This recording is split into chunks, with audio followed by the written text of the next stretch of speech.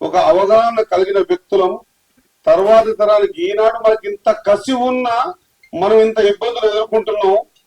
మన తర్వాతి తరానికి ఇంత కసి ఉందో లేదో మరి వాళ్ళకి మంచి ప్లాట్ఫామ్ ఇద్దామనేటువంటి ఆలోచన విధానం ఉన్నటువంటి వ్యక్తులు మాత్రమే ఇక్కడ కూర్చున్నామని నేను భావిస్తా ఉన్నా.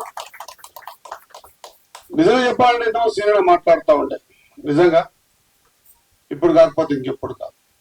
నేను ఎక్కడ పొగొడతలేను. నేను ఇక్కడ ఇప్పుడు మాట్లాడుతున్నా బరాబర్ నేను ఒక బీసీ బిడ్డగానే మాట్లాడుతున్నా. బీసీ బిడ్డగానే కార్యాచరణలో కూడా రేపు రాబోయే రోజుల కార్యాచరణ కూడా నా పార్టిసిపేషన్ ఉంటది అన్న మాట తెలియజేస్తా ఉన్నా. సంతోషం. ఈరోజు ఆలోచన విధానం నేను ఒకటే ఎక్కడ బాధపడతా ఉన్నా ప్రతి ఒక్కరు కూడా రాజకీయ పరంగా బట్టగాల్చి మీరు చేసే ప్రయత్నం చేస్తాను. నేను మా గంగుల కమరాకర్ అందరూ కూడా అసెంబ్లీలో నాకు వారికి తర్కవాదం జరిగినప్పుడు చెప్పిన అన్న ఒక ప్రక్రియ కొనసాగించాలా. ఏ రాష్ట్రం అయితే అధికారంలో ఉందో ఆ రాష్ట్రంలో బీసీల పట్ల ఇంత శాతం ఉందని లెక్కగట్టి ఈ శాతం ప్రకారంగా మీకు అవకాశాలు ఇస్తామని చెప్పి ఆలోచన విధానం అది ఎట్లా ఉందో ఏముందో అనేది సెకండరీ మాట అయినా ఈ దేశ మే జిన్కి జితనీ ఆబాదీ హై ఉनको ఉतना హిస్సేదారీ మిల్నా చాయి అనేటువంటి ఆలోచన రాహుల్ గాంధీ కాబట్టి దాన్ని మరి రేవంత్ రెడ్డి గారికి ముఖ్యమంత్రిగా ఉన్నారు. మరి అతను కూడా బీసీ కాకుండా కూడా ఇది చేయాలి, ఇంప్లిమెంట్ చేయాలి అనేటువంటి కార్యాచరణ ఒక రూపకల్పన వచ్చింది. మిగతా డీటెయిల్స్ అన్ని కూడా ఇప్పుడు చేయడం చెప్పాడు. నేను ఆ జోలికి పోను. అది ఏం చట్టాలని మనం ఏం బిల్ పాస్ చేసుకుని ఎక్కడ పంపించినాం. నా బాధ అంతా ఏంటంటే వాస్తవంగా కూడా ఈ బిల్లులు ఎక్కడ పంపించాలా, ఏ రాష్ట్రమైన ఎక్కడ పంపించాలా, కేంద్రానికి పంపించాలా, ఎవరిది ఆమోదం తెలపాలా, కేంద్రం ఆమోదం తెలపాలా. మేము చేసిన ప్రతి కార్యక్రమం కూడా సరే ఇంతకుముందు మీరు చెప్పినట్టు అంతకుముందు ఇట్లా కాదు డెడికేటెడ్ కమిషన్ కావాలి. ఎస్ ఆ డెడికేటెడ్ కూడా చేయడం జరిగింది. లేదు ఇంకోటి బీసీ కమిషన్ కావాలి, వాళ్ళ ఇన్ఫర్మేషన్ కావాలి. ఎంపెరికల్ డేటా ప్రకారంగా 1,00,000 మంది ఉద్యోగుల్ని దీంట్లో ఇన్వాల్వ్మెంట్ చేసి 150 కుటుంబాలకు ఒక యూనిట్ గా తయారు చేసి సూపర్వైజర్ ఏర్పాటు చేసి ఈ రోజు మన దగ్గర ఎంపెరికల్ డేటా ప్రకారంగా ఏ కులం ఎంత ఉన్నది అనేది సర్వే మన దగ్గర ఉంది.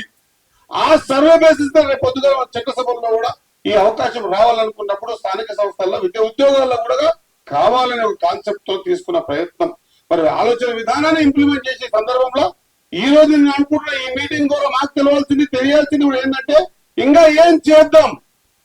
ఏ రాష్ట్రమైనా కూడా రిజర్వేషన్ ప్రక్రియ ఆ రాష్ట్రం సొంతం చేసుకోవడానికి లేదు. ఆర్టికల్ 9 లో పెట్టాల్సిందే, 9 లో పెట్టి ఇవ్వాల్సిందే. ఆ రోజు జయలలిత గారు మరి ఆ రోజు ఆమె కాంగ్రెస్ కాదు, పివి నరసింహారావు గారు జయలలిత పార్టీ కాదు. కానీ జయలలిత గారు చేసినటువంటి ఆలోచన విధానాన్ని పివి నరసింహారావు గారు ఒక షెడ్యూల్ పెట్టించి ఉభయ సభల్లో దాన్ని ఇంప్లిమెంట్ చేపించి ఆ రోజు 69% వరకు అవకాశం కల్పించారు. ఆ మాదిరిగానే మన రాష్ట్రం కూడా అధికారంలో ఉన్నాం కాబట్టి నేను ఈ గతం గురించి మాట్లాడదలుచుకోలేదు. నిన్న ఎవరెవరు చేయలేదో మాట్లాడదలుచుకోలేదు. ఈ రోజు ఈ ప్లాట్ఫామ్ మీద ఇంతవరకు పరిగెత్తినాం. దీని తర్వాత రేపు పొద్దుగాల 6 తారీఖు 8 తారీఖు ఏం జరగబోతా ఉంది, జరిగిన తర్వాత ఏం చేద్దాం. నిర్భయంగా బీసీ బిడ్డగా రాబోయే రోజుల్లో నేను కూడా గతంలో కూడా సకల జనుల సమ్మెతో పాటు ఒకవేళ ఇంటెలిజెన్స్ రిపోర్ట్ ఉంటది 10 సంవత్సరాలు మా సీతారామన్ అధికారం ఉన్నాడు. కావాల్సిన మక్తల్ నియోజకవర్గంలో నేను కాంగ్రెస్ పార్టీలో ఉన్నా కూడా నాకు కావాల్సింది తెలంగాణ అని చెప్పేసి సొంత నా జేబు డబ్బులతోనే నియోజకవర్గం అంతా కార్యక్రమాలు చేసిన. ఆ రోజు ఎందుకు చేసినా నాకు తెలంగాణ కావాలి. ఈ అధికారంలోకి వచ్చిన ఎందుకు ఇక్కడికి వచ్చినా ఎస్ బీసీ బిడ్డలు రేపు రాబోయే రోజులు నిజంగా కూడా మనం ఎదమీద చేసుకొని మన తర్వాతి తరానికి మనం ఏమైనా ఇచ్చిన వాళ్ళం అవుతే ఏమిచ్చినా మిగలదు. ఈ రిజర్వేషన్ ప్రక్రియ చట్టసభల్లో మన వాళ్ళ సంఖ్య పెంచుకోవాలి. నేను ఢిల్లీలో కూడా మాట్లాడినా, ఢిల్లీ ప్లాట్ఫామ్ గా ఏం మాట్లాడినాం. ఆ రోజు పార్టీ తీసుకునే డిసిషన్ ఒక ప్లాట్ఫామ్ మీద బీసీలు మాత్రమే ఉంటే దాని పర్యవసాలు వేరేగా ఉంటాయి. అందరూ ఉండాలని డిసిషన్ తీసుకున్నాం. కాబట్టి ఎస్సీలు బీసీలు మైనార్టీలు ఓసీలు అందరినీ కూడా ఒక ప్లాట్ఫామ్ ఏర్పాటు చేసి ఒత్తిడి తీసుకొచ్చినాం. మరి నేను సేనని కోరుతా ఉంది ఇక్కడ. నేను మా గంగులకి కమలకని మత్స్యాన్ని మిగతా అందరి మా దత్తని హనుమంతుడు అందరూ హనుమంతుడు కొట్లాడుతూనే ఉన్నాడు.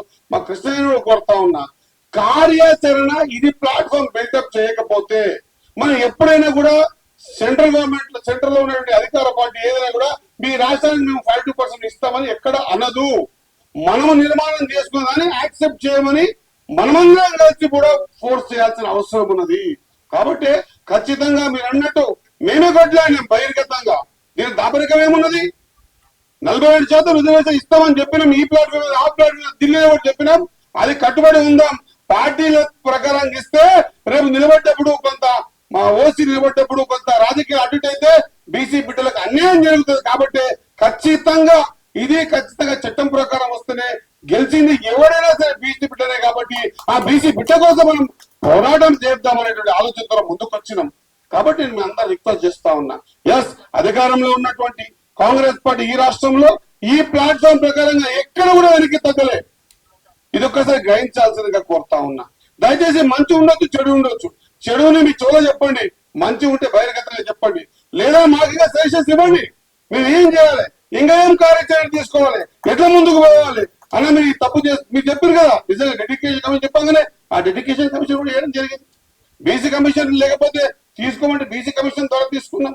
ఇంకా రకరకాలుగా మీరు చెప్పే ప్రతి అంశాన్ని కూడా మనమందరం కూడా పార్టీలకంతా నేను చెప్పిన దిల్లీలా హమ్ బిచిడే హై జబ్ తక్ బిచిడే హై అంటే మనం ఎప్పుడైతే విడిపోతామో కులాల ప్రకారంగా నేను ముద్రాజు, అన్నగోడు, ఇంగోడు, యాదవ్, ఇంగోడు, మన కమ్మ ఇవన్నీ దాంట్లో బీసీలలో ఉన్న ఉప కులాల ప్రకారం విడిపోతే టార్గెట్ కొట్టలేము. మాట్లాడదా గౌరవనీయులు వాకాటి శ్రీహరి గారు, మంత్రివర్యులు, అలాగే పార్లమెంట్ సభ్యులు ఆర్ కృష్ణయ్య గారు, పెద్దలు గౌరవనీయులు మాజీ మంత్రివర్యులు రాజ్యసభ సభ్యులుగా పనిచేసిన వి హనుమంతరావు గారు, మరియు ఇప్పుడు ప్రస్తుతం రాజ్యసభ సభ్యులు శ్రీ రవిచంద్ర గారు, అలాగే మాజీ ఎంపీ రాపూర్ అనంత భాస్కర్ గారు, మన గంగుల కమలాకర్ గారు మాజీ మంత్రి, మత్స్యనాచారి గారు ఎమ్మెల్సీ మాజీ స్పీకర్, అలాగే శ్రీనివాస్ గౌడ్ గారు మాజీ మంత్రివర్యులు, జైపాల్ యాదవ్ గారు మాజీ ఎమ్మెల్యే, నేరెళ్ళ ఆంజనేయులు గారు మాజీ ఎమ్మెల్యే, మరియు చెరుకు సుధాకర్ గారు ఉద్యమ నాయకుడు, అలాగే మన యొక్క పుట్ట మధు గారు మాజీ శాసనసభ్యులు, వన్నాల శ్రీరాములు గారు, అలాగే ఇంకా అనేక మంది మన యొక్క అద్దంకి దయాకర్ గారు, మిగతా అనేక మంది పెద్దలారా, సోదర సోదరి మనం ముందుగా జనార్దన్ గారిని, మన గురుకృష్ణ గారిని, ఇంత అందరి యొక్క అన్ని రాజకీయ పార్టీలు ముఖ్యమైన నాయకులందరినీ బీసీలందరినీ ఒక వేదిక మీద తీసుకొచ్చినందుకు ముందు వారికి మనస్ఫూర్తిగా అభినందన తెలియజేస్తున్నాను. ఎందుకంటే ఇలాంటి సమావేశం చాలా అవసరం. ప్రధానమైన అంశం కూడా ముందు పెట్టారు, 42% రిజర్వేషన్. ఇది చాలా స్వాగతించదగ్గ విషయం. దీన్ని మనం ఎవరం కూడా కాదనలేదు. ఎందుకంటే జనాభా ప్రతిపాదనగా మన దేశంలో ఉన్నటువంటి బీసీల జనాభా 56% పైన. కాబట్టి దాంట్లో ఆ జనాభా ప్రతిపాదన తీసుకుంటే ఏ రకంగా సముచితమైనటువంటి విషయం మనం తెలియజేసి అయితే ఇది ప్రధానమైన సమస్య, జాతీయ సమస్య. ఎందుకంటే ఇప్పుడు ఇది కోర్టుల్లో వెళ్ళింది. రాష్ట్ర ప్రభుత్వం జీవో ఇష్యూ చేసింది. స్థానిక సంస్థల ఎన్నికలు జరపాల్సిన అవసరం ఉంది. స్థానిక సంస్థల ఎన్నికలను మనము ఆపలేము. అలాగే ప్రభుత్వం తీసుకున్న నిర్ణయాన్ని మనం సముచితం కాదనలేము. ఇలాంటి పరిస్థితులు ఒక చిక్కుముడు లాంటి సమస్య. కానీ ఇది కోర్టు వ్యవహారం. న్యాయస్థానాల గురించి మనం అధికంగా మాట్లాడడం సముచితం కాదు. న్యాయస్థానాల మీద మనం ఏమి ఆపాదించలేదు. ఎందుకంటే న్యాయస్థానాలు కానీ ప్రజాప్రతినిధులు కానీ మనందరము రాజ్యాంగాన్ని కట్టుబడతాం. కాబట్టి ఆ రాజ్యాంగంలో ఎలాంటి మార్పులు రావాలా అలాంటి మార్పులు తీసుకురావాల్సిన అవసరం ఉంది. రాజ్యాంగంలో మార్పు తీసుకురావాల్సిన అవసరం ఉంది. ఆ మార్పులు వస్తేనే అప్పుడు మనం అనుకున్నటువంటి లక్ష్యాలను మనం సాధించవచ్చు. కానీ ఇది చాలా దేశంలో ఉన్నటువంటి అన్ని రాజకీయ పార్టీలు ఒక వేదిక మీద వచ్చి వాళ్ళు నిర్ణయం తీసుకొని పార్లమెంట్లో బిల్లు పెట్టి పార్లమెంట్లో పాస్ చేస్తే కోర్టు కూడా ఏమనలేదని నేను మీకు ఈ సభాముఖంగా జాతీయ స్థాయిలో కూడా దీన్ని ప్రయత్నం చేయాలి. రాష్ట్ర స్థాయిలో చొరవ తీసుకోవడం సంతోషం. రాష్ట్ర స్థాయిలో చొరవ తీసుకొని ముందుకు పోవడం సంతోషమైన విషయం. ఆలోచన చేసి దాంట్లో ఏమైనా మార్గం కనిపెట్టినా పరిష్కారమయ్యే అవకాశం ఉందని కూడా నాకు మనసులో ఉంది. కాబట్టి మనం న్యాయమైనటువంటి ఒక సరైనటువంటి ఒక తర్కాన్ని సరైనటువంటి భావన దాన్ని సముచితంగా మనం కోర్టు ముందు ఉంచాల్సిన అవసరం. కోర్టు ముందు సరైనటువంటి ఒక సమాధానం ఇవ్వకుండా సరైనటువంటి ఒక ఆధారాలుగా ఇవ్వకుండా వెళ్తే కోర్టు సాంకేతికమైనటువంటి విషయాలుగా కూడా ఇబ్బంది పెట్టే అవకాశం. అందుకనే ఈ అంశాన్ని రెండే అంశాలు, ఒకటేమో స్థానిక సంస్థల ఎన్నికల్లో బీసీలకు 42% రిజర్వేషన్ కావడం ఇది సముచితము న్యాయం అనేది కోర్టులో కాకుండా నా ఉద్దేశంలో అయితే ప్రజా కోర్టులోకి తీసుకెళ్ళడం చాలా అవసరమని నేను మీకు ఈ సభాముఖం. ప్రజా కోర్టు చాలా అవసరం. ప్రజా ఉద్యమం తెలంగాణ సాధ్యమని అనుకోలేదు. తెలంగాణ కష్టమన్నా కానీ ఎప్పుడైతే గ్రామాల నుంచి ఉవ్వెత్తున ఉద్యమం వచ్చిందో ఆ ఉద్యమం వచ్చిన తర్వాత ఎవరు కూడా ఆపలేకపోయారు.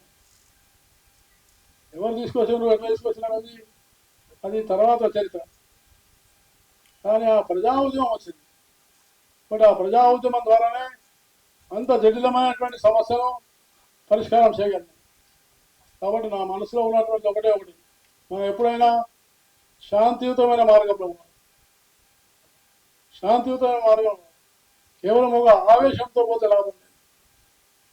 ఆలోచన చేసుకుంటూ అందరం కూడా ఇంతమంది నాయకులు అన్ని రాజకీయ పార్టీలు ఉన్నాయి. చాలా సంతోషం. కాంగ్రెస్ పార్టీ, బీజేపీ, టీఆర్ఎస్, అలాగే మన పాత మిత్రులు ఉన్నారు. అన్ని రాజకీయ పార్టీలు, ప్రధానమైన అన్ని రాజకీయ పార్టీలు ఒక వేదిక మీదకి వచ్చి ఒక గొంతులో చెప్పడం ఇది మొదటిసారిగా నేను తప్పకుండా పంపిస్తాను. మొదటిసారిగా చెప్పచ్చు.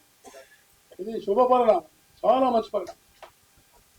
కాబట్టి దీన్ని ఇప్పుడు మనం ఆర్ కృష్ణయ్య గారు ఆయన బీసీ ఉద్యమాన్ని తెలంగాణలో ఆంధ్రప్రదేశ్లో ఉవ్వెత్తున తీసుకెళ్లిన నాయకుడు బి కృష్ణయ్య గారు, ఆర్ కృష్ణయ్య గారు. కాబట్టి ఆర్ కృష్ణయ్య గారు మీరు ఇంకా కొంచెం జాతీయ స్థాయిలో బాధ్యత తీసుకుంటే మేమందరం కూడా మేము వెంట ఉంటామని నేను మీకు సభాముఖంగా తప్పకుండా మనం. ఎందుకంటే ఇది తొందరపాటుగా చేయాల్సిన అవసరం. అది తాత్కాలికమైన సమస్య కోర్టులో మీద ఉన్నది, అది పరిష్కారం చేసుకోవాలి. స్థానిక సంస్థల ఎన్నికలు ఎలా జరుపుతారో ఎట్లా జరుపుతారో కాదు, కానీ ఏదైనా కానీ హితశుద్ధితోటి 42% యొక్క రిజర్వేషన్లు అమలు అయ్యే విధంగా మనందరం మనసారా ఆలోచించాలని, అది ఇంప్లిమెంట్ అయ్యే విధంగా చూడాలని నేను మీకు ఈ సభాముఖంగా మనవి చేస్తూ, మిగతా అనేకమైన సమస్యలు ఉన్నాయి. నాకు బాగా గుర్తుంది 91లో నేను పార్లమెంట్ సభ్యులు ఉన్నప్పుడు మండల కమిషన్ యొక్క రిపోర్ట్ వచ్చినాం. సుప్రీంకోర్టు ఒక జడ్జిమెంట్ వచ్చింది.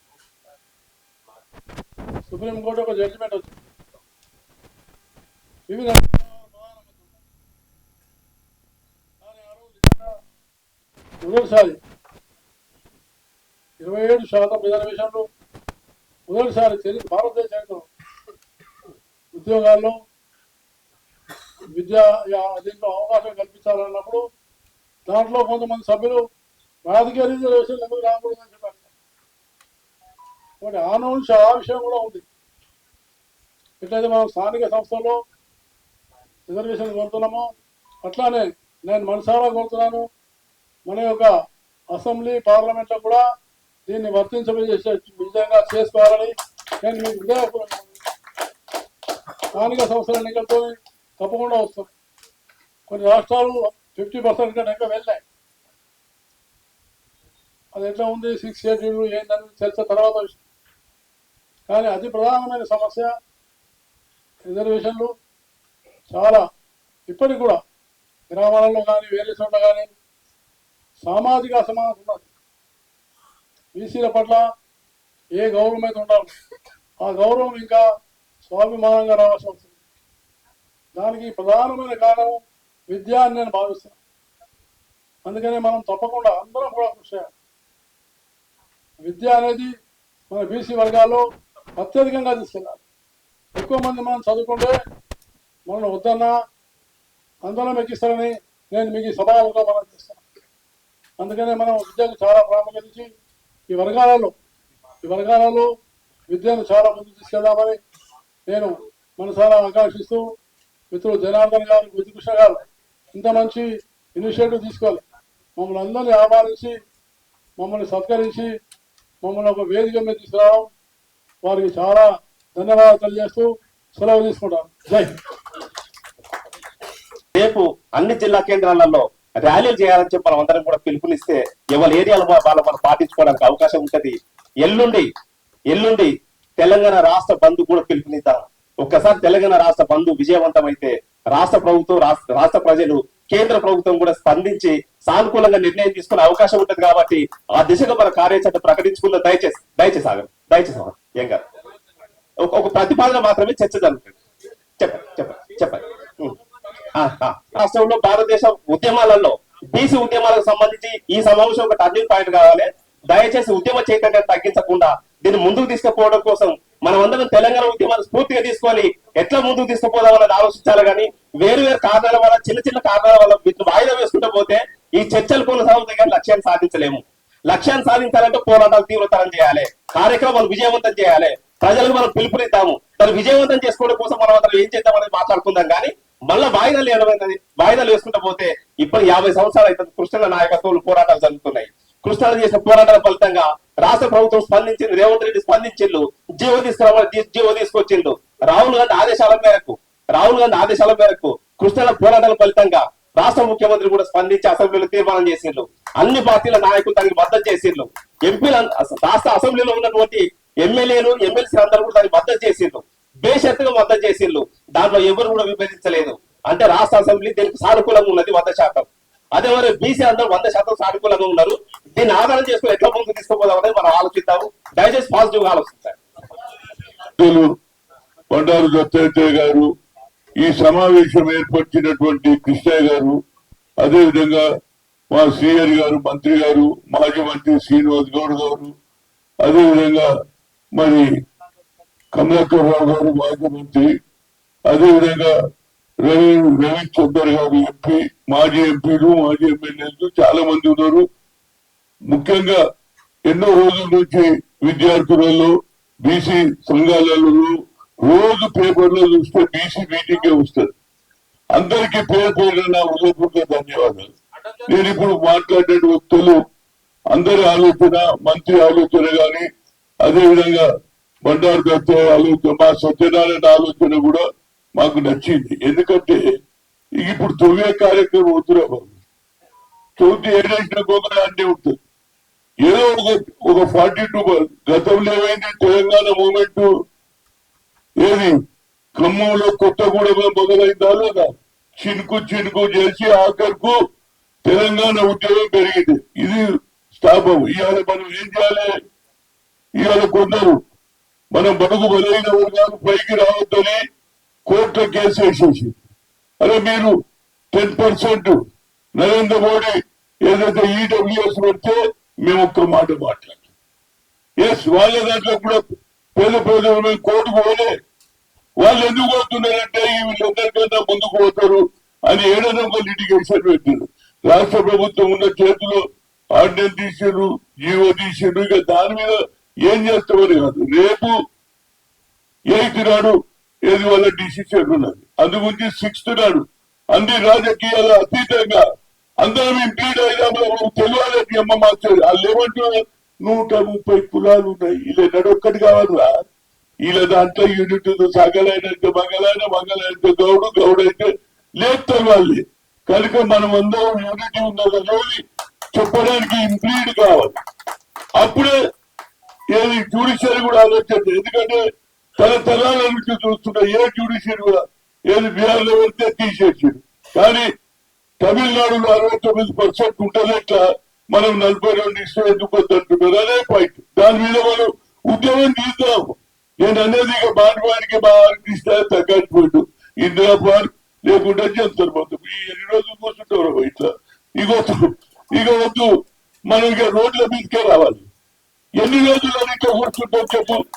ఎవరు పెట్టా ఆ పోలీసు వాళ్ళు మైకులు పెడతాం, తెల్లారి పేపర్లలో నా పేరు వచ్చింది. అమ్మాయి ఎన్ని రోజులు ఈ పేరు. ఇక వద్దుగా మనం పేరు యుద్ధమే. దీని మీద ఏ విధంగా జ్యుడిషియరీని ఇంప్రెస్ చేయాలి. జ్యుడిషియరీ కూడా భయపడిపోవాలి, అరే వీళ్ళలో యూనిటీ వచ్చిందని. నిజం చెప్తున్నా.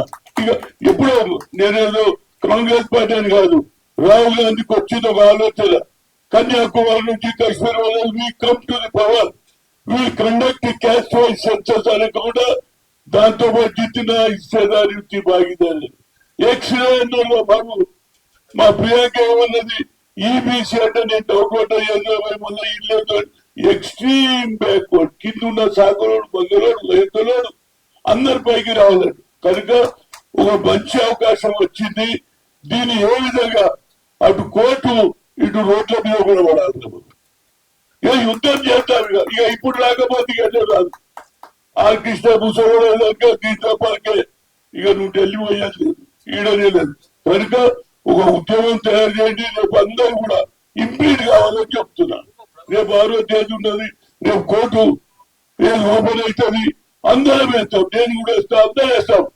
ఒక 200 మంది వేసిననుకో జ్యుడిషియరీ వీళ్ళు ఎక్కడో కనిపిస్తుందా బాబు, ఏమైనా నిర్ణయం తీసుకుంటే మా బాజ బజాయిస్తారా. ఇక మనం నేను లాస్ట్ స్టూడెంట్ కాదు, కానీ ఎక్కువ మాట్లాడితే కంటెంప్ట్ ఆఫ్ కోర్ట్ వేసేస్తా. నేను కూడా లోపలికి కనుక పోయితా రెడే. కానీ మనం అందరం రేపు చూపించాలి మన యూనిటీ. మా ఆర్ కృష్ణ మంచి కృష్ణ గారు మంచి ప్రోగ్రాం పెట్టిండ్రు, అందరినీ కలిపిండ్రు. ఇవాళ మనకు టైం ఉన్నది. ఇప్పుడే లారీ దగ్గర పోనీ అందరం వేస్తాం. ఓ 200 మంది వేసామనుకో నేషనల్ న్యూస్ అవుతుంది. నరేంద్ర మోడీ గారే ఎక్కువ చూడాలి. జడ్జిలలో కూడా మార్పు వస్తుంది. ఎన్ని రోజుల్లో మేము బతుకోతా, ఓన్లీ అగ్రకులాలే బతుకుతారులే బాబు. మేము మనుషులమే, వాళ్ళన్నమే తింటూ మేము మమ్మల్ని ఎందుకు అడగలుగుతుందని అడగాలి. అందుకునే జ్యోతి బాబులు ఎప్పుడో చెప్పి చదువుకుంటారు. మా పిల్లలందరూ హుషారైన సాఫ్ట్వేర్ హార్డ్వేర్ అయితే అందరూ చదువుతున్నారు. కనుక ఈ కార్యక్రమాన్ని ఆర్ కృష్ణ అదేవిధంగా ఎవరు సత్తారాయణ అన్ని ఆయన చెప్పేస్తాడు. మాకు సాధ్యయ్యాడు. ఏదైనా మంచి మాటలు చెప్పినాం. దీన్ని ఉద్యమ రూపంలో చేసి రేపు ఇంప్లీడ్ అవుతందుకు అన్ని పార్టీలు అన్ని పార్టీలు బీఆర్ఎస్ ఉన్నది, కాదు కానీ అన్ని పార్టీలు బీఆర్ఎస్ ఉన్నది, సిపిఐ అన్ని రాజకీయ పార్టీలు కాకుండా ఏది ఆర్గనైజేషన్స్ ఉన్నాయి. అందరూ కూడా ఎవరైతే బీసీ సంఘాలు పెట్టుకున్న వాళ్ళు ఇవాళ ముందు ఇడికెళ్ళిపోయి లాయర్ మాట్లాడి మీరు ఇంప్లిమెంట్ కానీ దాన్ని ఎట్లా కొట్లాడాలో ఆ తర్వాత ఏం చేయాలనేది మళ్ళీ కూర్చుందాం. మా శ్రీహరి కూడా గట్టిగా పిలిస్తారే. అతను కూడా మొదటి బీసీ మహబూబ్నగర్ జిల్లాలో బీసీ నాయకుడు ఎదగాలంటే ఎంత కష్టమో నాకు తెలుసు. అదేవిధంగా నల్గొండ ఎవరో ఈ 2 జిల్లాలు పట్టేది పట్టువారి జిల్లా. మీరు ఏదో పైకి వచ్చిండు, మీరు ముందుకు పోవాలని కోరుతూ ఈ కార్యక్రమాన్ని ఇక్కడనే అయిపోయిందనేది ఒక పిక్చరైజ్ చేస్తారు. ఈయన యూనిటీ వచ్చింది ఏది అశోక వర్గంలో కృష్ణ గారి సమక్షంలో అయింది. అందరూ ఒకటైతున్నట. 130 కులాలు లేదు, బీసీ కులమే. ఏదో ఏది మా కులమే లేదు. మా కులమే అంటే బీసీ, బీసీ అంటే మా కులం అని మనం ఫైట్ చేయాలని కోరుతూ సెలవు తీసుకు. Thank you. మాకు అన్ని పార్టీల నాయకులు వచ్చారు, అన్ని కుల సంఘాల పెద్దలు అందరు ప్రముఖులందరూ వచ్చారు. ఈ కార్యక్రమానికి అధ్యక్షత వహించి నిర్వహిస్తున్నటువంటి జనార్దన్ గారికి, పెద్దలు గౌరవనీయులు అజాత శత్రువు బండారు దత్తాత్రేయ గారికి, మరి గౌరవనీయులు మంత్రివర్యులు శ్రీహరి గారికి, అదేవిధంగా చాలా రోజులుగా పార్టీలో ఉన్న మంత్రివర్గం ఉన్న కేంద్రం ఉన్న బీసీలో ఎజెండాగా పోరాడుతూ అనేక విజయాలు సాధించి పెట్టినటువంటి హనుమంతరావు గారికి, అదేవిధంగా పెద్దలు గౌరవనీయులు పార్లమెంట్ సభ్యులు రవిచంద్ర గారికి, అదేవిధంగా గౌరవనీయులు అసెంబ్లీలు ఉన్నప్పుడు కూడా తన వంతు పాత్ర ఇచ్చినప్పుడల్లా బీసీల పచ్చాన నిలబడ్డ మధుసూదనాచారి గారికి, మరి తెలంగాణ ఉద్యమంలో ప్రముఖ పాత్ర వహించినటువంటి నేత శ్రీనివాస్ గౌడ్ గారికి, మరి బీసీ మంత్రిగా మనకు అనేక స్కీమ్లకు ఉదారంగా ప్రవర్తించినటువంటి కమలాకర్ గారికి, కమిట్మెంట్ ఉన్నటువంటి జైపాల్ యాదవ్ గారికి, సోదరుడు కొమరయ్య గారికి, ఆనంద భాస్కర్ మాజీ పార్లమెంట్ సభ్యుడు ఆనంద భాస్కర్ గారికి, మధు గారికి, బొల్ల మల్లయ్య గారికి, పన్నాల శ్రీహరి గారికి, నేరెళ్ళ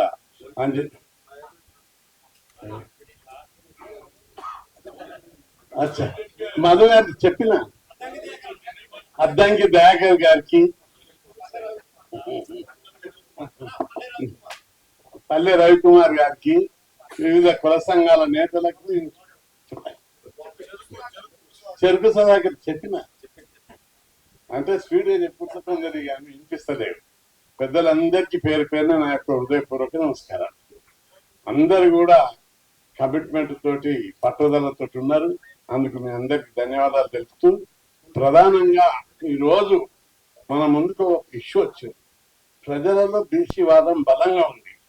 దీని సందర్భంగా ఎంతకు ముందుకు ఆలోచన చేయకుండా వచ్చినటువంటి ఇష్యూను ఏ విధంగా మనం నిలబెట్టుకోవాలి, ఏ విధంగా ఇక్కడ నెగ్గాలి. ఒకటి కోర్టు ఉద్యమం, రెండవది ప్రజా ఉద్యమం. రెండు భాగాలను విభజించి ఒకవైపు కోర్టులో కొట్లాడము, రెండవది ప్రజా ఉద్యమం. ప్రజా ఉద్యమం బలంగా ఉంటే న్యాయ వ్యవస్థ మీద ప్రభావితం అవుతుంది, కేంద్ర ప్రభుత్వం మీద రాష్ట్ర ప్రభుత్వం మీద ప్రభావం ఉంటుంది. తప్పనిసరి మనకి ఇది విజయం సాధించడానికి అవకాశాలు ఎక్కువ ఉన్నాయి. ఎందుకు విజయం సాధించడానికంటే రాజ్యాంగంలో స్పష్టంగా ఉంది. మనం మొదటి నుంచి ఎట్లా అడుగుతున్నామో, పార్టీ పరంగా అన్నప్పుడు వ్యతిరేకించాము, జీవోదీయమన్నాం. జీవోదీయానికి ముందుకు అసెంబ్లీలో చట్టం చేస్తా అని అన్నప్పుడు మనము కమిషన్ వేయాలి డెడికేటెడ్ అని చెప్పినాం. డెడికేటెడ్ కమిషన్ వేశారు. తర్వాత లేదు రాజ్యాంగంలో 243 అంటే అది ప్రాబ్లం వస్తుంది. శ్రీనివాస్ గౌడ్ తెచ్చినట్టు కోర్టులో ప్రాబ్లమ్స్ వస్తాయి అవన్నీ. కానీ అవన్నీ ఎన్ని రోజులు కోర్టులు ఏది 9th షెడ్యూల్లో పెడితే కూడా కోర్టులు ఛాలెంజ్ చేస్తున్నాయి. కాబట్టి ఎప్పుడు ప్రాబ్లమ్స్ కోర్టు నుంచి వస్తుంది. కాబట్టి కోర్టు తోటి ప్రజా ఉద్యమాల ద్వారా తాడోపేడ తెలుసుకోవాలి. ఎన్ని రోజులు కోర్టులు మన జీవితాలతో చెలగాట మారుతాయి. అందుకే దీన్ని తాడోపేడ చేస్తారని ప్రజల్ని ఇన్వాల్వ్ చేయాలనేటువంటి మన మూమెంట్కు ప్రభుత్వం కూడా లొంగి జీవో తీసింది. అయితే ఇక్కడ గెలవడానికి మనకు అనేక అవకాశాలు ఉన్నాయి. అలాగే ఒకవేళ సుప్రీంకోర్టులో గెలవకపోతే బలమైన అడ్వకేట్లను పెడతాం. గెలవడానికి అవకాశం ఎట్లున్నాయంటే చట్టపరంగా అసెంబ్లీలో చట్టం చేశారు. రాజ్యాంగ పరంగా 243D6 ప్రకారం జీవో తీశారు. అది రాజ్యాంగంలో స్పష్టంగా ఉంది. దాని మీద బలమైన ఆర్గ్యుమెంట్ మనం పెట్టవలసినటువంటి అవసరం ఉంది. మూడవది న్యాయపరంగా కూడా చెల్లుబాటు అవుతుంది. సుప్రీంకోర్టు ఒక కేసుల మండల్ కమిషన్ల జనాభా ఉంటే, లెక్కలు పర్ఫెక్ట్ ఉంటే పెంచుకోవచ్చు అని ఒక జడ్జిమెంట్. అగ్రకులాలలోని ఈబీసీలకు, అగ్రకులాల్లోని పేదలకు 10% రిజర్వేషన్ పెట్టినప్పుడు అప్పుడు ఏమన్నది 50% సీలింగ్ అనేది అవుట్డేటెడ్. మంచిగా ఒక పేరలో చెప్పిన తీర్పు పరిస్థితులను బట్టి ఈ పర్సెంటేజ్ క్యాప్ పెంచుకోవచ్చు అని కూడా చెప్పింది. ఈ 2 పాయింట్ల మీద సుప్రీంకోర్టులో బలంగా వాదిస్తే కేసు గెలిచే అవకాశం ఉంటుంది. ఇవాళ గెలవలేదనుకుందాం. ప్రజా ఉద్యమాల ద్వారా రాజ్యాంగాన్ని 9th షెడ్యూల్ ఒకటి తరఫు సవరణ జరగాలి. ఎస్సీ ఎస్టీలకు జనాభా ప్రకారం క్లాస్ ఉంది. అట్లా బీసీలకు కూడా జనాభా ప్రకారమే. అంటే విద్య, ఉద్యోగాలు, లోకల్ బాడీ, రేపు చట్టసభలో కూడా రిజర్వేషన్లు వస్తాయి. శ్రీనివాస్ గారు క్యాచ్ చేసిండు. ఒకటి ప్రధానమంత్రి మేము అనేక సందర్భాల్లో మాట్లాడినప్పుడు చట్టసభలో రిజర్వేషన్లు పెట్టాలంటే మీరు బాగా డిమాండ్ చేయండి, గొడవలు చేయండి అని ఓపెన్గా చెప్తున్నాం. మీరు ఎక్కువ అమ్మాయినా అడగండి, అన్నం పెట్టారు. మీరు మంచి మూమెంట్ చేయండి, తప్పనిసరి మేము పరిశీలిస్తామనే మాట మాట్లాడారు. కాబట్టి ఇది ప్రతిపాదికగా స్థానిక ఎక్కడో ఒక దగ్గర స్టార్ట్ కావాలి. మహారాష్ట్రలో స్టార్ట్ కాదు, మధ్యప్రదేశ్లో స్టార్ట్ కాదు, యూపీ బిహార్లో క్యాస్ట్ వైజ్గా స్టార్ట్ అవుతాయి. బలమైన బీసీ వాదం మన దగ్గర ఉంది. అందుకు కారణాలు ఉన్నాయి. మనం ఇక్కడ కొట్లాడుతుంటే ఈరోజు కాదు, 50 ఏళ్ల నుంచి కూడా మన బీసీలు చదువుకోవాలి. చదువుదారని కులాల్లో చైతన్యం వస్తుందని హాస్టల్ పెట్టాలని కొట్లాడాను, గురుకులాలు పెట్టాలని కొట్లాడాను, స్కాలర్షిప్లు కావాలని, ఫీజుల మాఫీ కావాలని. దీని ఫలితంగా పేద కులాల లోపల చదువు విస్తృతంగా పెరిగి ఈరోజు బీసీ వాదం బలంగా ఉంది. బీసీ వాదం వెనుక బలమైన చరిత్ర ఉంది. కాబట్టి ఏదో అలాంటి వచ్చే ఉద్యమం కాదు, విద్యావంతుల ద్వారా వస్తున్నటువంటి ఉద్యమం. అనేక సర్వేలలో చెప్తున్నారు, ఇక్కడ ఉన్నటువంటి విద్యావంతులు ఇంటింటికి డిగ్రీ, పీజీ, ఇంజనీరింగ్ చదివేటోళ్ళు ఉన్నారు గ్రామాలలో. ఎందుకంటే మీకు ఎగ్జాంపుల్, మొన్న సర్వే చేసిన డిబేట్ కూడా జరిగింది టీవీలో. ఏమని అంటే, ఇక్కడ ఒకప్పుడు రోడ్లు వేసే దగ్గర, అపార్ట్మెంట్ కట్టే దగ్గర లేబర్ ఎవరికి పాలమూరు, శ్రీకాకుళం, ఒంగోలు, ప్రకాశం జిల్లా లేబర్ ఉంటుంది, రంగారెడ్డి లేబర్ ఉంటుంది. ఇప్పుడు ఎవరున్నారు? ఈ లేబర్ లేరు మన దగ్గర. ఒరిస్సా లేబర్, ఛత్తీస్గఢ్, బీహార్, ఉత్తరప్రదేశ్ నుంచి వచ్చిన లేబర్. వీళ్ళంతా ఎక్కడ పోయినారు? చదువుకున్నారు. లేబర్ కొట్టే వాళ్ళంతా హాస్టల్లో, గురుకులాల్లో చదువుకోవడం మూలంగా సమూలమైనటువంటి మార్పు వస్తుంది. ఈ ఉద్యమం ఇప్పుడు కనుక మనం తెలంగాణలో చేయకపోతే దేశంలో కూడా ఎక్కడ జరగదు. అందుకే దేశానికి మన ఉద్యమము ఓ భూమిక కావాలి, ఓ మార్గదర్శి కావాలి. తెలంగాణ ఉద్యమంలో ఏ విధంగా అయితే పాత్ర పోషించారో తెగించి చాలా మంది పెద్దలు మంచి విషయాలు చెప్పారు. మనకు సరే ట్రోస్, 9th షెడ్యూల్, రాజ్యాంగ సవరణ అవన్నీ ఉన్నాయి. ఇవన్నీ ఎప్పుడు వస్తాయి? బలమైన బీసీ ఉద్యమం ఉన్నప్పుడే వస్తాయి. దీనికి ఎవరు అడ్డు తగలలేరు. మనం పంజాబ్ లో రైతు ఉద్యమం చూసాం, జార్స్, ఒరిస్సా. ప్రజలకు కూడా అర్థమయ్యే పద్ధతిలో మన భాష వెళ్ళిపోవాలి. ఇప్పుడు మనము అధికారంలో వాటలేదు, ఉద్యోగాలలో వాట సగం వాటనే, విద్యా సంస్థలలో సగం వాటనే, బడ్జెట్లు అయితే అసలే లేదు వాట. అందుకే వాట ఎక్కడుంది మనకు? వాట ప్రజాస్వామ్యంలో అంటే అప్పులలో వాట ఉన్నాయి. ఎక్కడ మాట్లాడిన కేంద్ర ప్రభుత్వాలు, రాష్ట్ర ప్రభుత్వం ఇంత తప్పైంది, ప్రతి మనిషికి 1,50,000 అప్పు వస్తుంది రాష్ట్రానికి, కేంద్రంలో 1,20,000 వస్తుంది అని మాట్లాడుతుంది. బడ్జెట్ లో బీసీలకు ఇంత వస్తాయి తలకని చెప్తున్నారు, చెప్తలేదు. అందుకే అప్పుల్లో వాటా ఉన్నది, ఆస్తుల్లో అధికారంలో వాటా. ఆ రీతిగా ప్రజల లోపలికి మనం తీసుకుపోవాల్సినటువంటి బాధ్యత ఉంది. ఇన్ని రోజులు 76 ఏళ్ళు అన్యాయం జరిగింది. ఇప్పుడు సందర్భం వచ్చింది. ప్రపంచ చరిత్ర మనం ఒకసారి చూస్తే అణచివేతకు, అన్యాయానికి, దోపిడీకి, పీడనకు వ్యతిరేకంగా మహావిప్లవాలు వచ్చినాయి. ఇక్కడ కూడా గౌరవంగా తప్పనిసరి మోడీ గారి మీద ఆయన తప్పనిసరి బీసీ వర్గానికి చెంది దాన్ని వ్యక్తిగతంగా కాకుండా మనం ప్రెషర్ చేస్తే తప్పనిసరి ఆయన కూడా దిగి వస్తాడు, ఒప్పుకుంటాడు. మేము మనం మాట్లాడినప్పుడు కూడా చెప్పాం, జనాభా లెక్కలప్పుడు కానీ అధికారంలో. అదేవిధంగా ఈ కేసు లోపల నేను ఇంప్లూడ్ అవుతున్నా, చాలా మంది బీసీ సంఘాలు ఇంప్లూడ్ అవుతున్నాయి, అనేక మంది అందరూ పెద్దలు చెప్పినట్టు వందల సంఖ్యలో ఇంప్లూడ్, వ్యక్తులుగా సంఘాలు లేకుండా వ్యక్తులుగా కూడా ఇంప్లూడ్ కావచ్చు. ఒక అడ్వకేట్, ఇప్పుడు ఒక అడ్వకేట్ రాస్తాడు, అందులో ఇంకో అడ్వకేట్ పెట్టుకొని సంతకాలు పెట్టి ఇంప్లీడ్ అయితే సరిపోతాయి. ఈ విధంగా పెద్ద ఎత్తున ఇంప్లీడ్ కావాలి. ఆ తర్వాత ప్రతి ఒక్కరు కూడా కోర్టుకు అటెండ్ కావాలి. తప్పనిసరి కోర్టుల మీద దాని ప్రభావం పడుతుందనే విషయాన్ని మీరు అందరూ గుర్తుపెట్టుకోవాలి. సోదరు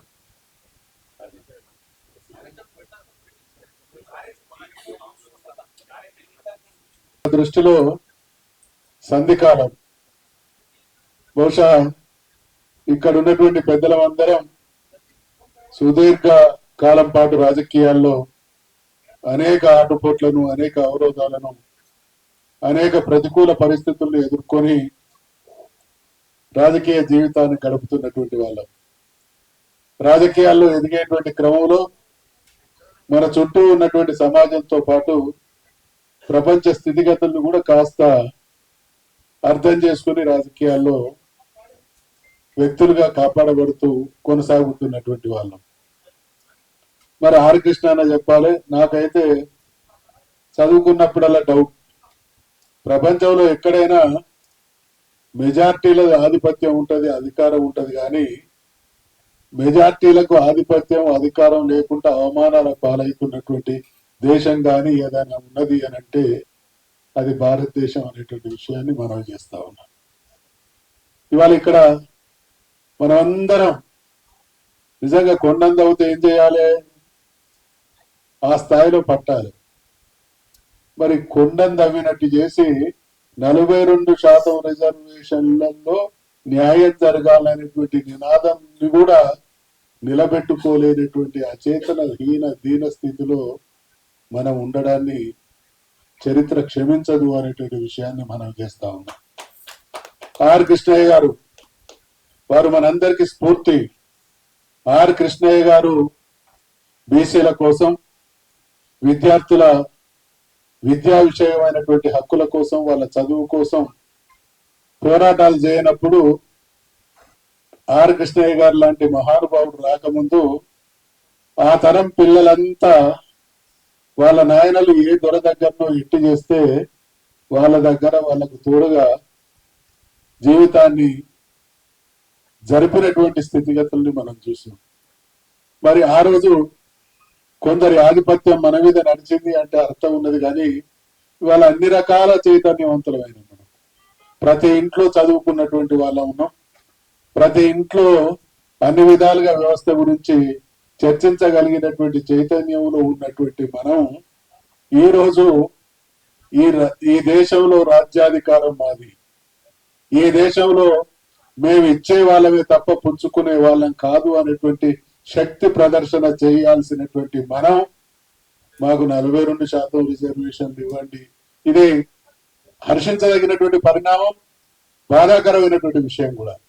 ఈ దేశంలోని బీసీలు మేమెంతో మాకంత అనేటువంటి స్థితిలో మాట్లాడుతున్నటువంటి తరుణంలో 42% కూడా అమలు కాలేనటువంటి పరిస్థితులు దేశంలో కొనసాగుతున్నాయి అని అంటే ఈ దేశంలో రాజ్యాధికారంలో కొనసాగుతున్నటువంటి వాళ్ళు బీసీలను ఎంత చులకన చూస్తున్నారు అనే దానికి నిదర్శనం. కాబట్టి నేను నా వ్యక్తిగతమైనటువంటి మనవి చేస్తా ఉన్నా, ఇది 42% సంబంధించినటువంటి అంశం మాత్రమే కాదు, తెలంగాణలో గాని దేశంలో గాని ఉన్నటువంటి బీసీల ఆత్మగౌరవ పోరాటం దిశగా మనం ఆలోచన చేయాల్సినటువంటి తరుణం అనేటువంటి విషయాన్ని మనం చేస్తా ఉన్నాం. నేను క్రియాశీలకంగా రాజకీయ నాయకుడిని.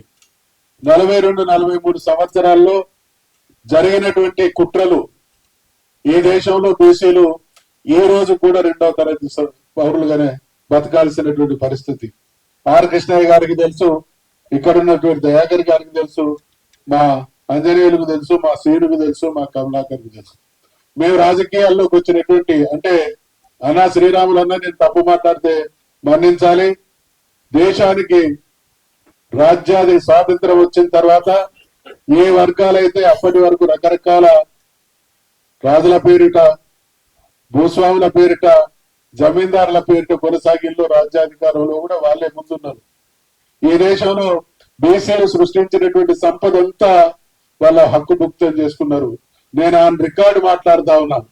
1983లో రాజకీయాల్లోకి వచ్చినప్పుడు తొలినాళ్లలో ఒక ఎమ్మెల్యే కావడానికి ₹1,00,000 ఖర్చు పెడితే ఇవాళ 50 కోట్ల రూపాయలకు తీసుకుపోయిల్లు అని అంటే శాశ్వతంగా బీసీలను రాజ్యాధికారంలోకి రావడానికి చేస్తున్నటువంటి కుట్రగా దీన్ని మనం భావించాలనేటువంటి విషయాన్ని మనం చేస్తా ఉన్నాం. 60% మనం ఉన్నటువంటి మనం 2-3% ఓట్ల తేడాతో రాజ్యాధికార బదిలీ జరుగుతున్నటువంటి రోజులలో ఆ ట్రిక్ ను అర్థం చేసుకుని మన వాళ్ళను ఏకీకృతం చేసి మనం ఒక శక్తిగా అవతరిస్తే తప్ప ఏ రోజు కూడా రేపు కూడా ఏ సందర్భంలోనైనా ఈ రోజు అధికారంలో ఉన్నటువంటి వాళ్ళు వాళ్ళకు ఉన్నటువంటి అధికారాన్ని, వాళ్ళు చేస్తున్నటువంటి దోపిడీని వదులుకొని మనకు రాజ్యాధికారాన్ని కట్టబెట్టేటువంటి సంస్కారం కానీ అటువంటి పరిస్థితి కానీ వస్తుంది అనేటువంటి భావనలో మనం ఉంటే బానిసత్వాన్ని వారసత్వంగా మన భవిష్యత్ తరాలకు అందించినటువంటి చరిత్రహీనులుగా మనం మిగిలిపోదలుచుకుంటే మనమందరం కూడా గప్చిప్గా పార్టీల వారిగా కాకుండా పార్టీలకు అతీతంగా ఇందాక ముందు మాట్లాడినటువంటి సోదరులు మనవి చేసినట్టు బీసీలు అనేటువంటి ఒక కులంగా బీసీల ఒక శక్తిగా ఈ రాష్ట్ర రాజకీయాల్లో ఈ దేశ రాజకీయాల్లో మనదైనటువంటి పాత్ర పోషించడానికి మనం అందరం కూడా మనల్ని మనం పునరంకితం చేసుకునేటువంటి సమయం ఈరోజు ఇది నేను ఒక చారిత్రక సంఘటనగా భావిస్తా ఉన్నా. పార్టీలకు అతీతంగా అందరం కూడా ఒకే వేదికను పంచుకున్నాం. పార్టీలతో పాటు దానికంటే ముఖ్యం మా కులం మాకు జరుగుతున్నటువంటి అవమానానికి అన్యాయానికి పరిష్కారం ఆ దిశగా మేము ఏ త్యాగాలకైనా సిద్ధం అనేటువంటి భావనతో కలిసి వచ్చినటువంటి ప్రతి ఒక్కరికి హృదయపూర్వకమైనటువంటి అభినందనలు ధన్యవాదాలు తెలియజేస్తూ స్పష్టమైనటువంటి కార్యాచరణ. ఈ దేశానికి స్వాతంత్రం వచ్చింది పోరాటం వల్లనే. నిన్నగాక మొన్న తెలంగాణ రాష్ట్రం ఏర్పడ్డది పోరాటం ద్వారా మాత్రమే. పోరాటం సమస్యకు పరిష్కారం అనేటువంటి విషయంలో స్పష్టంగా మనం భాగస్వాములుగా చరిత్రలో మనదంటూ అధ్యాయాన్ని లిఖించుకున్నటువంటి వాళ్ళంగా మరొక్కసారి ఈ దేశంలో ఉండేటువంటి బీసీల తలరాతను మార్చే వేదికగా తెలంగాణ ముందుండాలనేటువంటి ఆశాభావాన్ని వ్యక్తం చేస్తూ కార్యక్రమాన్ని దిగ్విజయం చేయడానికి ఈ అంశం పట్ల స్పష్టమైనటువంటి వైఖరితో వచ్చేసినటువంటి ప్రతి ఒక్కరికి హృదయపూర్వకమైనటువంటి అభినందనలు ధన్యవాదాలు తెలియజేస్తూ సమిష్టిగా చేసేటువంటి ఏ నిర్ణయంలోనైనా మేమంతా కలిసి వస్తామనేటువంటి విషయాన్ని మరొకసారి మనవి చేస్తూ మన ఒత్తిడి కోర్టులతో పాటు కోర్టుల కంటే కూడా ఈ దేశంలో పాలక వర్గాలను కదిలించడం ద్వారా వాళ్ళలో మానసికమైనటువంటి రాజకీయ పరమైనటువంటి ఒత్తిడి తీసుకురావడం ద్వారానే సమస్యకు పరిష్కారం చేదిక్కుతుంది. కాబట్టి ఆ దిశగా మన కార్యాచరణ ఉండాలనేటువంటి విషయాన్ని మనవి చేసుకుంటూ సెలవు తీసుకుంటున్నాం. జై బీసీ. తర్వాత మనం కూడా బీసీల కొరకు సంఘీభావంగా ఏం చేయాలని ఒక ఆలోచన బెల్లయ్య నాయక్ గారు, నేను, మందకృష్ణ గారు కూడా. ఎందుకంటే బీసీలు ఒక్కరే పోరాడుతున్నట్టుగా కనబడుతున్నది ఇది మంచి సాంప్రదాయం కాదని మాకు ఎప్పటి నుంచో అనిపించింది కూడా. సో మందకృష్ణ గారు ఆ విషయంలో దసరా రోజు పిలిపించింది. ఆ రోజు మేము త్వరలోనే ఒక మీటింగ్ కూడా ఏర్పాటు చేసుకొని ఎస్సీ ఎస్టీల సమస్యలు వాటి మీద పోరాటంతో పాటు బీసీల ఉద్యమానికి మనవంతుగా ఏం చేద్దామని ఒక ఆలోచన చేసినాం. కాబట్టి ఆ సంఘీభావం భవిష్యత్తులో మీరు చేసే కార్యక్రమాల్లో ఉంటుందని చెప్పడానికి ఒక అంశం అయితే, రెండవది ఏంటంటే ఇప్పుడు 8వ తారీఖు డెడ్ లైన్ కాదు, 8వ తారీఖు ఫైనల్ కాదు. ఈ బీసీ మూవ్మెంట్ నేను ఆర్ కృష్ణయ్య గారిని నేను ఢిల్లీలో చూస్తున్నప్పుడు అప్పుడప్పుడు ఆ సమావేశాల్లో పాల్గొంటున్నప్పుడల్లా అది ఒకటే తరహా వారు ఇక నిరంతరం పోరాటమే లక్ష్యంగా పెట్టుకున్న పరిస్థితిని నేను చూసిన. కానీ గత 2 సంవత్సరాల నుంచి ఢిల్లీలో కానీ మన గల్లీల్లో కానీ బీసీ ఉద్యమంలో వస్తున్న ఒక గుణాత్మకమైన మార్పును ఒక మహత్తరమైన ఉద్యమం వైపు నెట్టివేయకపోతే ఇంతకు ముందు పెద్ద ఆయన చెప్పినట్టు మనం చారిత్రక దోహులమే మిగిలిపోతాం. ఎందుకంటే కాకా కాలేల్కర్ కమిటీ నుంచి మనం చూస్తే మండల్ కమిషన్ గా చాలా రకాల కమిషన్లు ఉన్నాయి. చరిత్రలో ఒకటి భారతదేశ చరిత్రలో మహిళకు అన్యాయం జరిగింది, రెండవది బీసీకి అన్యాయం జరిగింది. చరిత్రలో మనమే ఆది పురుషులము, మనమే మూల పురుషులము, మనదే దేశము, కానీ మనం అంటరాని వాళ్ళమైన. ఇది విచిత్రమైన పరిస్థితి. అసలు వాస్తవంగా ప్రభుత్వంలో నేను పాత్ర కాకపోతే, నేను చాలా మందితో శ్రీనివాస్ గౌడ్ గారితో అప్పుడు తీర్మార్ మల్లన్న గారు కూడా వచ్చి ఉండే, ఒక బీసీ యాత్ర కాశ్మీర్ టు కన్యాకుమారి వరకు చేయాల్సిన అవసరం ఉంటుందేమో, దాంట్లో మేము కూడా పాల్గొనాల్సి వస్తుందేమో అనే ఆలోచన చేసినాం ఢిల్లీలో. అక్కడ స్టూడెంట్ జేఏసీ పిల్లలు మమ్మల్ని పిలిచిండ్రు. ఆ రోజు ఆర్ కృష్ణయ్య గారు వచ్చిండ్రు, మస్తాన్ గారు వచ్చిండ్రు, బీసీ ఎంపీలు మన ఇగో రవిచంద్రన్ వచ్చిండు, బీసీ ఎంపీలు అందరూ వచ్చిండ్రు. అక్కడికి దాదాపు 12 మంది పైచిలకు వచ్చింది. అయితే అందరికీ మైండ్ లో ఉంది దాన్ని కార్యాచరణ తీసుకోవడానికి ప్రయత్నం చేయాలి. ఇది నా దృష్టిలో 42% అనేది రాష్ట్రానికి స్థానిక అంశాలకు సంబంధించిన అంశం మాత్రమే. అసలైన కథ ముందున్నది చట్టసభలో రిజర్వేషన్లని. అది పోరాడకపోతే నిజంగా కూడా మాలాంటి వాళ్ళకు, ఇప్పుడు మాకు పూలే ఇన్స్పిరేషన్ ఉంటది, ఎందుకంటే అంబేద్కర్ గారికి ఆయన ఇన్స్పిరేషన్ కాబట్టి. మరి మా కోసం బీసీలు చేసిండ్రు, మరి మేము బీసీల కోసం ఏం చేయాలి? ఇది అయితే డ్రా ఉంది కదా, దాని కొరకు సమయము ఉంది, ఏజ్ ఉంది, అంతకంటే ఎక్కువ కమిట్మెంట్ కన్విక్షన్ కూడా ఉంది. కాబట్టి నేను పదే పదే దాసు శ్రవణ్ గారికి, శ్రీనివాస్ గౌడ్ గారికి, అంటే మా తరహాలు కలిసిన వాళ్ళందరికీ కూడా నేను చెప్తుండేది. ఎందుకంటే ఇది ఆర్ కృష్ణయ్య గారు గత కొన్ని దశాబ్దాలుగా పోరాడుతున్న వచ్చిన చైతన్యం. ఈ చైతన్యాన్ని దేశానికి ఇవ్వాలి. దళిత్ మూవ్మెంట్ కూడా నేషనల్ వైడ్ గా లేదు, ఇలా బీసీ మూవ్మెంట్ కూడా లేకుండా చేసే ప్రయత్నం జరుగుతుంది. ఎందుకంటే అసలైన కథ ముందే ఉంది. రాజ్యాధికారంలో బీసీలు గనక వాటా లేకపోతే ఈ దేశం అభివృద్ధి సాధించిన సున్నానే.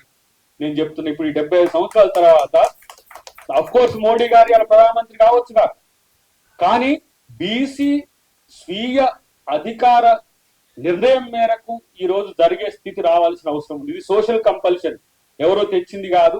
దాదాపు 75 సంవత్సరాలకు మనం బీసీల యొక్క రిజర్వేషన్ల గురించి మాట్లాడుకుంటున్నాం. బీసీల యొక్క సామాజిక, ఆర్థిక, రాజకీయ పరిస్థితుల గురించి మాట్లాడుకోవాల్సిన పరిస్థితి. నిజంగా అంబేద్కర్ గారు ఆ రోజు కనుక ఇంకా ఆయన రాజీనామానే చేయకుండా పార్టీలో ఉండి కొట్లాడితే కూడా బాగుండు అనిపించింది నాకు. ఒకటి, మహిళా యూనిఫామ్ సివిల్ కోడ్ కు సంబంధించి బీసీలకు సంబంధించిన రిజర్వేషన్ల గురించి కూడా తాత్సారం ఉంటది. ఆ రెండింటి మీద కూడా నెహ్రూ గారికి లేఖ రాస్తారు. ఎందుకంటే అది 1931 సెన్సెస్ లో మనకు బీసీలకు లెక్క లేకపోవడం వల్ల మనం ఇవాళ లెక్క లేకుండా పోయినాం. ఆ లెక్కేందో తేలుద్దాం.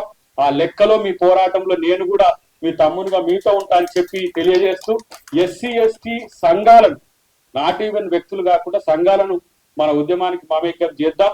అఫ్ కోర్స్ నేను ఈ రోజు కాంగ్రెస్ ప్రభుత్వం ఉండొచ్చు, దాంట్లో నేను ఎమ్మెల్సీగా ఉండొచ్చు. అంతకంటే ముందు సామాజిక ఉద్యమకారుడు, అంతకంటే తర్వాత తెలంగాణ ఉద్యమకారులు.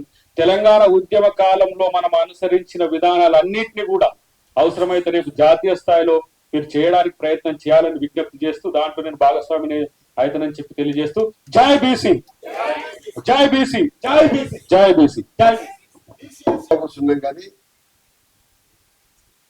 కోర్టు పోయిన వాళ్ళకు, కోర్టు పోయడం ద్వారా రేపు వచ్చే తీర్పు మాకు అనుకూలంగా వస్తుంది అనుకున్న వాళ్ళకు మన కదలిక అనేది ఏసీలో కూర్చున్న ఉక్కబోసినట్టు ఉండాలి, చెమటలు పెట్టినట్టు ఉండాలి. అట్లా చేసేటువంటి కార్యాచరణ కోసమే రావాలి. ఒక అద్భుతమైన విషయాన్ని మత్సరాచారి గారు, మా గంగుల కమలాకర్, రవణంతా కలిసి, శ్రీనివాసన్న కలిసి ఒక పాసాన్ చేశారు కృష్ణన్నకు. మిలియన్ మార్చ్ ఏదైతే ఉన్నదో బహుశా మీ అందరికీ తెలిసే ఉంటుంది. ఈజిప్ట్ లో జరిగినటువంటి ఒక మూవ్మెంట్ తర్వాత తెలంగాణ మూవ్మెంట్ ఏదైతుందో దాన్ని మిలియన్ మార్చ్ దాంతో పోల్చిండ్రు. అట్లనే బహుశా దేశంలో మనం బీసీల కోసం చేసే ఒక మిలియన్ మార్చ్ జరిగితే అది ప్రపంచ చరిత్రలో 3వ అట్లాంటి ఉద్యమంగా రికార్డ్ అవుతుంది. దానికోసం తెలంగాణ ఎదురు చూస్తుందని భావిస్తా ఉంటాను. ఇంత ముందుకు వన్నాల శ్రీరాములు బాగానే గుర్తుపెట్టుకున్నారు. పెప్పర్ స్ప్రే మంచి గుర్తు తెచ్చింది. ఇక నేను పేరు చెప్తే మళ్ళీ అది ఏమైతే తెలియదు. కానీ ఆ పెప్పర్ స్ప్రే లాంటి మనుషులు ఇప్పుడు 2 పోయి కోర్టు పోయింది. వీళ్ళు కూడా లగడపాడిసిన వారసులే. వాళ్ళ తెలంగాణ ఉద్యమంలో వాళ్ళు అటువైపుంటే ఇవాళ బీసీల సామాజిక రాష్ట్రం వచ్చిన తర్వాత పోయినోడు కూడా నా దృష్టిలో పెద్ద తేడా ఏం కాదు.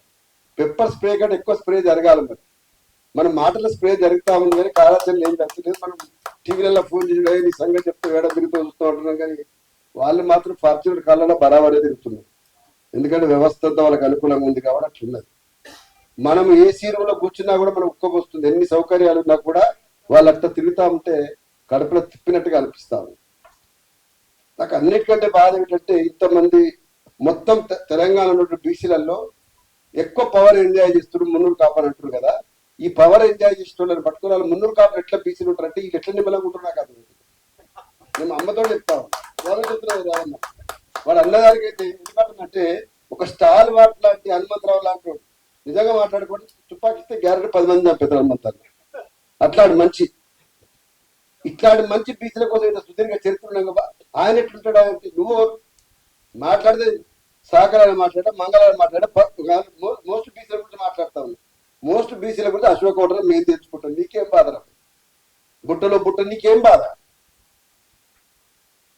నిజంగా మాట్లాడుకోవాలంటే ఎందుకో సోషల్ మీడియాలో పెద్ద పెద్ద పోస్టులు గాజా గురించి మాట్లాడతాం, అరేబియా సముద్రం గురించి మాట్లాడతాం, అంతర్జాతీయ విషయాలు మాట్లాడతాం. కానీ ఇప్పుడు మనోళ్ళ సంగతి గురించి మాట్లాడడం మాత్రం 100% బీసీలు ఉన్నటువంటి సోషల్ మీడియా దాంట్లో పనిచేసినటువంటి వాళ్ళు వెనకబడరని చెప్తాను. నేనేంటి సంకోచించడం లేదు, తప్పకుండా సరి చేసుకోవాలి. ఈ రోజు ఈ 10 రోజుల నుంచి మీకు ఒక్కటే, ఎవడు మాట్లాడిన వాడు మళ్ళీ ఊపిరి మిసరకుండా సోషల్ మీడియాలో ట్రోల్ చేయాలి, బట్టలు ఇప్పి చేయాల్సిన అవసరం. ఈ బట్టలు ఇప్పని పద్ధతి నాకు కొంచెం బోర్ కొడుతుంది, కానీ ఏం చేస్తారో అది చేయాలి. ఈ 5-6 రోజుల్లో చాలా ఇంపార్టెంట్ పని అనేది. కృష్ణలో మీరు ఏం పెట్టుకుంటారు? తెలంగాణ ఉద్యమంలో వారం రూమ్ పెట్టుకున్నాం, ఇప్పుడు కూడా మనం ఒక వారం పెట్టుకోవాలి. ఏడో కూర్చుంటారో కూర్చోవాలి, బరాబరి 10 రోజులు మనం కూర్చున్నట్టు ఏం చేస్తే మంచుకుంటుంది. 100% రేపు వచ్చే కోర్టు తీర్పు ఏది వచ్చినప్పటికీ కూడా ఒక్క మాట అయితే చెప్పాలి చాలా స్పష్టంగా, ఈ దేశంలో మోస్ట్ క్యాస్టియస్ట్ సిస్టమ్ ఏదైనా ఎగ్జిస్ట్ అయి ఉందంటే ఒకటి జ్యుడిషియరీ, నెక్స్ట్ పత్రికల్లో ఉన్నటువంటి జనం బ్యాచ్, ఇంక వేరే ఏం లేదు. వీళ్ళని చూసి భయపడి మిగతా వ్యవస్థలు కూడా వాళ్ళకి సరెండర్ అయింది. నేనేమంటున్నా, ఈ దేశంలో ఖచ్చితంగా తెలంగాణ చుట్టూ దెబ్బ జ్యుడిషియరీని వణికించాలి. 50% ఎవరంటే ఎవరు చెప్పిన ముచ్చట అంటున్నా. ఇప్పుడు ఇంతమంది పాకిస్తాన్ కు ఇండియాకి మధ్యన బార్డర్ నువ్వు నేను గీయలే, లేకపోతే వాళ్ళే ఇష్టపడి పాకిస్తాన్ పోయిన వాళ్ళు ఇష్టపడి పెట్టుకోలే. ఒక దుర్మార్గం నిజాత్ సిద్ధాంతం ఉన్నప్పుడు ఒక టైం వచ్చినప్పుడు రాడిక్లిఫ్ అంటర్కు పన్నప్ప చెప్తే వాడు పుల్ల పట్టుకొని, మనం నీళ్ళ కోసం పుల్ల పట్టుకొని తిరుగుతారు కదా, అట్లా తిరుపతి కూడా ఎట్లా పోతే అట్లా బార్డర్ వేసి దానికి అవతల అడుగుతారు బాక్స్ పెట్టి కొట్టుకొని చేస్తా ఉంది. అట్లనే 42% రిజర్వేషన్ కన్వీనియన్స్ కోసం వాళ్ళు కామారెడ్డి డిక్లరేషన్ ఒక మాట చెప్పారు, 50% బరాబర్ ఇక్కడనే ఎత్తుకుంటాం తెలంగాణలో. ఒక రోజు వస్తే తప్పకుండా మేము ఎత్తుకుంటాం. ఇది కేవలం తాత్కాలికంగా మాత్రం మీరు అన్నట్టు చాలా పరిమితమైన అధికారాలు ఉండి కేవలం గుర్తింపును మాత్రం ఇచ్చేటువంటి పదవులైనటువంటి ఈ పదవుల కోసం వచ్చినటువంటి దాంట్లో పునాది స్థాయిలో మనం ఆల్రెడీ ఇదివరకే తెచ్చుకున్నాం. నిజంగా మాట్లాడుకోవాలంటే చాలా ఇంపార్టెంట్ విషయం చెప్పాలి. మనము గత ఎంపీటీసీ జెడ్పీటీసీ ఎన్నికల్లో కూడా మన దమ్ముండి, మన నిజాయితీ ఉండి, నాయకత్వ లక్షణాలుండి బీసీలు 50% రిజర్వేషన్ ని గెలుచుకున్నారు వాళ్ళు ఆల్రెడీ. ఇప్పుడు మనం అధికారికంగా గెలుచుకోరు, లెక్క ప్రకారం గెలుచుకోవాలి. బహుశా నాకు తెలిసి అది కూడా మనకు కట్టుకోమంట. ఏం చేసినా కూడా వీళ్ళు ఇదివరకే గెలుచుకున్నారు కాబట్టి ఇప్పుడు అధికారికంగా 42% డిక్లేర్ అయితే వీళ్ళు ఇంతటితో ఆగరు, చట్టసభలో కూడా పోతారు అనేటువంటిది కూడా ఒక కారణమై ఉంటుంది. కాబట్టి ఈ రూట్ మ్యాప్ ఏదైతుందో ఇక్కడ వేసే రూట్ మ్యాప్ మనం చట్టసభలో పోతానికి ఉండాలి అన్న. మా అన్నకి చెప్తా ఉన్నా, సార్ నాకు చెప్పండి కూర్చోబెట్టి, సుధాకర్ మన గల్లీ గల్ల పెద్ద ఎత్తున చేస్తే నాకు నరేంద్ర మోడీ పిలిచి చెప్పిండు, మీరు బరాబర్ పెద్ద ఉద్యమం చేసి దేశం మొత్తంలో ఖచ్చితంగా బీసీలకు చట్టసభలో రిజర్వేషన్ ఇస్తాను అన్నాడని చెప్పి అన్నాడు వాళ్ళు. నేను అంటున్నా, వారు చాలా విషయాలు ఇప్పుడు నాకు నరేంద్ర మోడీ విషయాలు ఏమైనా ఉండొచ్చు, కానీ ఈ విషయం కనుక అన్నమాట నిజమే అయితే మన ప్రజా క్షేత్రంలో ఇప్పుడు ఉన్నటువంటి దానికి ఆయనకు ఒక అపవాదం ఉన్నది. తెలంగాణ మహా ఉద్యమం జరిగి తెలంగాణ రాష్ట్రం వచ్చిన తర్వాత తల్లిని చంపి పిల్లరిచ్చినటువంటి ఒక మాట ఉన్నది, దాని గురించి జ్ఞాపకం తెచ్చుకోను. కానీ ఇప్పుడన్నా వారు అన్న మాట ప్రకారం తెలంగాణలో ఉన్న కదలికలను చూసి 9th షెడ్యూల్ పెడతానికి వారు చొరవ తీసుకోవాలని ఇక్కడ ఉన్నటువంటి బీజేపీ నాయకులు మిత్రులు అదేవిధంగా నిన్న మొన్న అలాయబలాయి తీసుకొని ఇవాళ మరో అలాయబలాయి బీసీల దత్త దానికి కూడా ఆయన హాజరైనరు. వారి దత్తను కూడా ముందు వరుసలు నడిచి దీనికి ముందు ఉంటే తప్పకుండా కార్యం సాధించబడుతుంది. బహుశా నాకు తెలిసి ఈ రాష్ట్రంలో ఉన్న ముఖ్యమంత్రి కూడా చేయలేని పని బీసీ సంఘాలు సీనియర్లో ఉన్నటువంటి మన నాయకులు అందరూ కలిస్తే అంతకంటే అద్భుతంగా చేయగలుగుతామని చెప్పి నేను భావిస్తూ, పార్టీలలో ఏ కారణం లేదు ఎందుకోసం తెచ్చారు కానీ జరిగింది ఏదో మన మంచిగా జరిగింది. ఆ కామారెడ్డికి అనుకోండి ఇప్పుడు జరిగిన పరిణామాలు అన్ని జరిగినాయి. ఇప్పుడు జరగాల్సిన పరిణామాల్లో కూడా మనకు ముఖ్యమైన పాత్ర ఉంది. ఎందుకంటే రవి ఒక మాట చెప్పి ఫ్రీ జోన్ అని, ఫ్రీ జోన్ టాపిక్ ఎందుకు వచ్చిందో మనకు తెలియదు. అట్లనే మనకు కూడా ఒక ఫ్రీగా కామారెడ్డికి ఒక ఆయుధం దొరికింది, దాన్ని బేస్ చేసుకొని మనం వర్కౌట్ చేసిన బాధ్యత తెలియజేస్తూ ఈ 2 రోజులు 3 రోజుల్లో ఏ క్షణం ఉన్నా కూడా మీకు అందుబాటులో తెలియజేస్తూ కేవలం కార్యాచరణ కోసం చెప్తా ఉన్నా. ముందు వరుసలో కూర్చున్న వాళ్ళందరూ ఎప్పటి నుంచి ముందు వరుసలో కూర్చోవాలి. నేను కూడా ముందు వరుసలో కూర్చున్నానే అనుకుంటున్నా, ఈయన నిలబడ్డా కూడా అని చెప్పి తెలియజేస్తూ జై తెలంగాణ, జై బీసీ.